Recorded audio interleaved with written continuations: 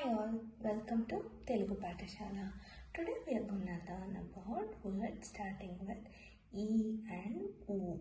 E, U to padalu. Let's get started. E to padalu. Ega, which means fly.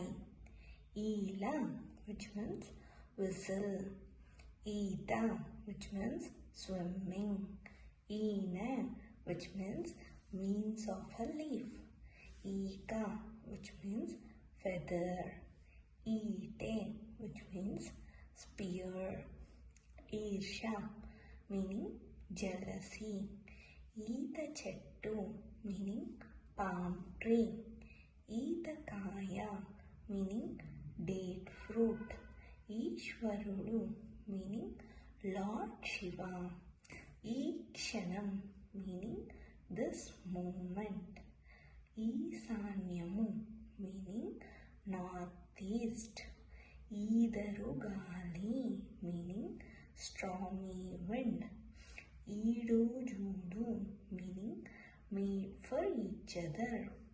Next, Uto padalu. Uyala means swing. Uda meaning aerial route. Ubi meaning quicksand. Uta meaning fountain. Uru meaning village. Uha meaning imagination. Uka meaning chaff or husk. Udu meaning blow air. Upiri meaning breath. Ushmamu meaning warmth. Urata meaning relief.